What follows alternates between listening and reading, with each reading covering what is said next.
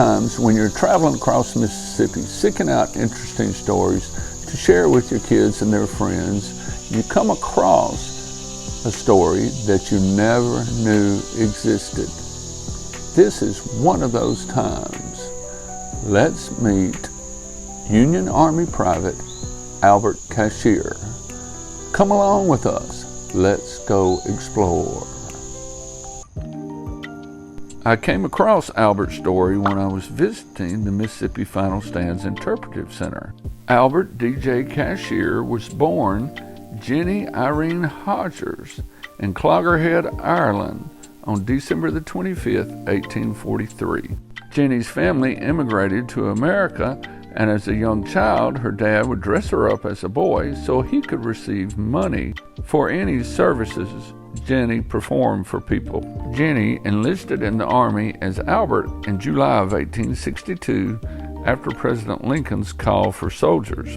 On August 6, 1862, an 18-year-old Albert Cashier enlisted in the 95th Illinois Infantry for a 3-year term. He was assigned to Company G. Along with others from Boone and Henry County, Illinois, Albert learned how to be an infantryman at Camp Fuller. The 95th then received orders to proceed to Grand Junction, where it became a part of the Army of Tennessee under Ulysses Grant. You're on the battlefield at Bryce's Crossroads, looking out toward the spot where the 95th would have served. They would have been just to the left of this monument to the 114th Illinois, and were really right in the center and the thick of things. The 95th clashed with some Confederates from Kentucky, right about in the area where you're looking now. General Bedford Forrest and his Confederates clashed with the 95th in this general area several times back and forth before the Federals were finally driven off back through the crossroads and across Tishomingo Creek. You know, according to American Battlefield Trust, that there are over 400 documented cases of women disguising themselves as men and serving on both sides during the Civil War. Albert's case is perhaps most famous because he continued to live as a man some 53 years or so after the Civil War. His gender assigned at birth was not discovered until many years later, but we'll get to that in a minute. This is where the Tishomingo Creek Bridge was on the day of the Battle of Bryce's Crossroads.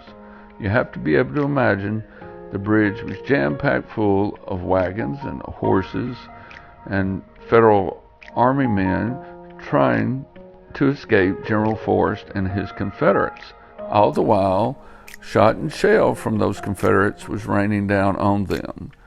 Many soldiers jumped into the creek to try to swim across. Now the creek was swollen to nearly full because of the heavy rain in the area, and so many soldiers were drowned or shot in this spot. Somehow Albert survived. Before Bryce's Crossroads, Albert served at Vicksburg. Albert was briefly captured by some Confederates while he was out on patrol duty one evening, but after a struggle, he was able to get away. Albert was the shortest soldier in the regiment and mostly kept to himself, but was considered to be one of the boys and a good soldier. Albert served in Mississippi at Bryce's Crossroads and the Siege of Vicksburg, but the 95th was also engaged at the Battle of Nashville, the Red River Campaign, and here at Kennesaw Mountain, to name a few. Cashier served his full enlistment, which was for 3 years, until all the 95th mustered out on August 17, 1865. They lost 289 soldiers to death and disease. After the war, Cashier returned home to Illinois, performing various jobs including janitor and farmhand. He continued to live as a man until one day when his employer backed over him in a car accident and broke his leg. At the hospital, his birth sex was discovered and disclosed to the public. Of course, Albert's military pension was in jeopardy, but because of the uproar created by his former comrades in arms, he received it until his death in 1915.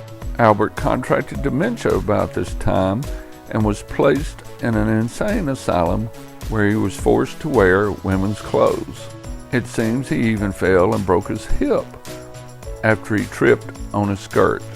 Cashier died on October 10, 1915. He was buried in full uniform under a tombstone displaying his preferred name and military service. We hope you've enjoyed learning about Albert DJ Cashier today, and if you like this content, boop that like button or maybe even subscribe. Thank you.